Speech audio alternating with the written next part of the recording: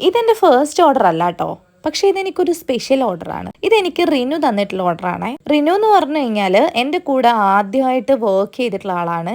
ഞാൻ first work ചെയ്യാൻ പോയപ്പോൾ അവിടെ എൻ്റെ കൂടെ ഉണ്ടായിരുന്ന കുട്ടിയാണ് കേട്ടോ. കുറച്ച് മാസങ്ങളെ ഉണ്ടായിരുന്നുള്ളെങ്കിലും ഞങ്ങൾ ഭയങ്കര ഫ്രണ്ട്സ് ആയിരുന്നു കേട്ടോ. പക്ഷെ അവിടെയുള്ള ചില കാരണങ്ങൾ കൊണ്ട് ഞങ്ങൾക്ക് ആ ജോലി ഡ്രോപ്പ് ചെയ്യേണ്ട വന്നു. ഒരേ സമയം തന്നെയാണ് ഞങ്ങൾ രണ്ടുപേരും ആ ജോലി വേണ്ടാന്ന് വെച്ചത്. അതുകൊണ്ട് തന്നെ ആ ഒരു റിലേഷനും അവിടെ ബ്രേക്കായി. ലോങ് ആയതുകൊണ്ട് തന്നെ നമുക്ക് അങ്ങനെ കണക്ഷൻസ് ഒന്നും ഉണ്ടായിരുന്നില്ല. അവളുടെ ഒരു ഫ്രണ്ടിന് വേണ്ടിയിട്ട് ഒരു സർപ്രൈസ് ചെയ്യാനുള്ള ഗിഫ്റ്റാണ് എൻ്റെ അടുത്ത് ആവശ്യപ്പെട്ടിട്ടുണ്ടായിരുന്നത്. അപ്പോൾ ഞാനത് വളരെ സന്തോഷത്തോടു കൂടെ പാക്ക് ചെയ്തുകൊണ്ടിരിക്കുകയാണ് കേട്ടോ. കൂട്ടത്തിൽ ഇത് എൻ്റെ ഒരു സന്തോഷത്തിന് ഞാൻ വെച്ചിട്ടുള്ള ഒരു കമ്മലും കൂടെയാണ്. ഇത് മേഘയ്ക്ക് ഇഷ്ടമാവുമെന്ന് ഞാൻ വിചാരിക്കുന്നു.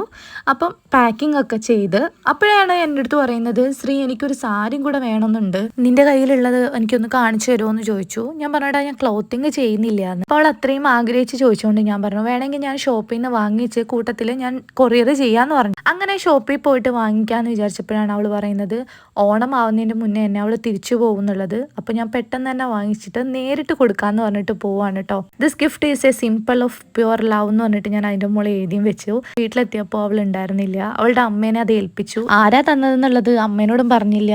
ഞാൻ കുറച്ച് സങ്കടത്തിലാണെങ്കിലും അവൾക്ക് മെസ്സേജ് അയച്ചു, വീട്ടിലെത്തിയാൽ പെട്ടെന്ന് തന്നെ ഒരു വീഡിയോ എടുത്തിട്ട് ഓപ്പൺ ചെയ്ത് എനിക്ക് അയച്ചു തന്നാൽ ആരാ തന്നതെന്ന് ഞാൻ പറയാമെന്ന് പറഞ്ഞു. അങ്ങനെ പാവം എനിക്ക് എടുത്ത് അയച്ചു തന്നാണ് കേട്ടോ. അങ്ങനെയാണ് ഞാൻ പറയുന്നത് ഇത് നിന്റെ ഫ്രണ്ടായിട്ടുള്ള റിനു ഫെർണ തന്നിട്ടുള്ളതാണെന്നുള്ളത്.